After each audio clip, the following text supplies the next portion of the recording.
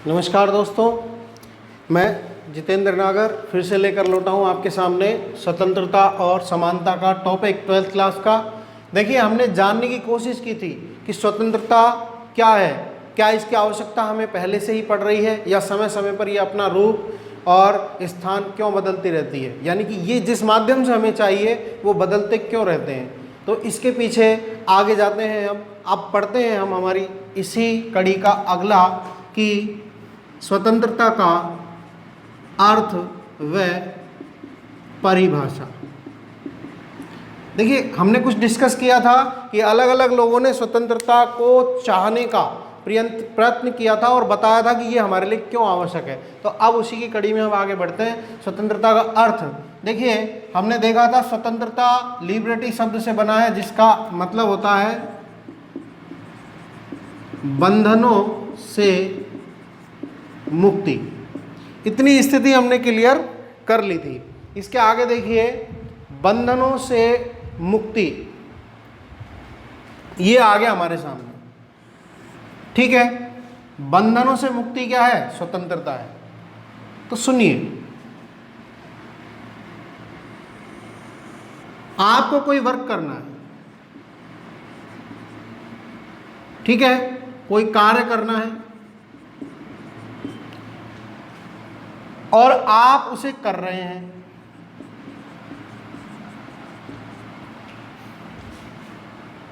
और उस समय यदि आपको कोई व्यक्ति रोकता है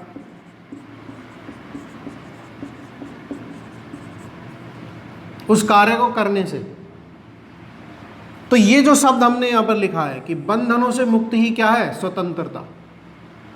जैसे ही किसी दूसरे व्यक्ति ने आपको उस कार्य को करने से रोका, इसका मतलब इस अर्थ में स्वतंत्रता का क्या हो गया?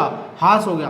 क्यों? आप कार्य कर रहे थे, आपकी मर्जी थी कार्य करने की, आप बिना मुक्ति से क्या कर रहे थे? कार्य कर रहे थे, कोई बंधन नहीं था आपके ऊपर, लेकिन किसी ने आपको क्या कर दिया? रोका। यानी कि क्या हो गई? आपकी स्वतंत्रता क्या हुई? समाप्त। पहली स्थिति। ठीक है, समझ में आया कुछ? देखिए, यहां से मान लीजिए कि ऐसा कई बार होता है कि आपके सभी के एग्ज़ाम चल रहे हैं और आपके घर के बगल में किसी व्यक्ति का जन्मदिन आ गया और आप रात में छत पर बल्ब लगाकर किसी भी तरह से अपना एडजस्टमेंट करके पढ़ाई कर रहे हैं, और वहाँ पर उसने क्या किया? आपने ऊपर जाके छत पे गया और छत पर जाकर क्या बजा दिया? डीजे। ठीक है, और आपने कहा भाई आवाज़ कम कर ले, और चला दी उसको, और तेज़ कर दिया वॉइस। आपको बाधा पहुंच रही है, तो उस समय आप उसको क्या करेंगे? रोकेंगे। तो अगर आपको दूसरे की स्वतंत्रता की स्थिति बनाए रखनी, तो आपको उसको नहीं रोकना चाहिए। ये स्थिति बनती है। यानी कि यहां पर देखिए क्या समस्या उत्पन्न हुई है पूरी की पूरी। तो क्या इतना कह देना मात्र कि बंधनों से मुक्ति ही स्वतंत्रता है, क्या ये सही रहेगा? देखिए, अगर हम ऐसा कहेंगे कि बंधनों से मुक्ति ही स्वतंत्रता है, तो मानव आपस में संघर्ष करता समाप्त हो जाएगा। ये बात समझ में आई? देखिए, मान लीजिए आप उसको रोकने के लिए गए कि भाई आवाज़ तेज मत करो, आप धीमी करिए आवाज़ अपनी, और उसने नहीं मानी आपकी बात, ना वो आपकी मान रहा है ना आप उसकी मान रहे हैं। तो ऐसी स्थिति में क्या होगा? संघर्ष। और संघर्ष के बाद में क्या हो सकता है? वो स्थिति कहाँ तक जा सकती है आपको पता ही है। तो ऐसा प्रत्येक व्यक्ति, इसका मतलब क्या है कि जब भी कोई व्यक्ति अपना कार्य करेगा तो कहीं ना कहीं वो किसी दूसरे कार्य को क्या करता है? अवरोधित करता है, किसी दूसरे के कार्य में हस्तक्षेप कहीं ना कहीं वो कर रहा है। तो ऐसी स्थिति में तो इसका मतलब इस स्थिति में कि बंधनों से मुक्ति स्वतंत्रता है, तो किसी के पास में स्वतंत्रता है ही नहीं। समझे? तो यहां से अब हमें समझना है इसको। और देखिए, अगर ऐसी स्थिति रही तो उस समय मान लीजिए वो जो दो व्यक्ति थे, एक पढ़ने वाला और एक जन्मदिन मनाने वाला, अब उनमें जो व्यक्ति क्या होगा? ज़्यादा सक्षम होगा, वो व्यक्ति क्या करेगा? आज़ादी का अनुसरण करेगा, स्वाद चखेगा। क्यों? क्योंकि उसके पास में क्या है? शक्ति है उसके पास। इसलिए यानी कि यदि ऐसी स्थिति रही तो सक्षम व्यक्ति ही स्वतंत्र होंगे। सीधी सी बात है, ठीक है। और बाकी व्यक्ति क्या होंगे? दास। और अन्य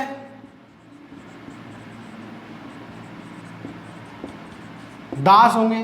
देखिए दासता का जो दिया था सबसे पहले सिद्धांत को किसने दिया था? अरस्तु ने। अरस्तु ने दिया था और उसने कहा था कि वे व्यक्ति जो विवेक शून्य होते हैं, जिनके अंदर मस्तिष्क नहीं होता है, वो दूसरों के हाथों की कठपुतली होते हैं और मात्र एक उपकरण होते हैं। इसीलिए उन्हें स्वतंत्रता देना क्या हो जाएगा? दिक्कत पैदा कर सकता है। इसीलिए उन्हें केवल गुलाम ही बना के रखना चाहिए। तो ऐसी भी स्थिति रही थी, ठीक है। अब इसके बाद में देखिए आप कि इससे हमारे सामने दो स्थितियां निकल के आती है कि या तो ये स्वतंत्रता है और या तो ये स्वतंत्रता नहीं है, ठीक है। ये तो एक अजीब सी मिस्ट्री हो गई। तो अब आप समझिए इसको, यानी कि एक्चुअल में स्वतंत्रता क्या है? बंधनों से मुक्ति स्वतंत्रता है, परंतु, ठीक है, यानी कि इसका मतलब ये बंधनों से मुक्ति यानी कि अपनी इच्छा के अनुसार कार्य करना, इच्छा अनुसार कार्य करना, पर वैसी ही दूसरों की इच्छा की अवहेलना ना करते हुए, ठीक है। देखो ये है एक्चुअल में। अब यहां स्वतंत्रता की स्थिति दूसरी आ गई कि देखिए आप अपनी इच्छा के अनुसार कार्य कीजिए, पर आपकी इच्छा ऐसी नहीं होनी चाहिए कि आप किसी दूसरे की इच्छा का क्या घोटते हो, गला घोटते हो। तो वहां पर आपने क्या किया है? वास्तविक स्वतंत्रता का उपयोग किया है। यानी कि स्वतंत्रता या तो कैसी होनी चाहिए?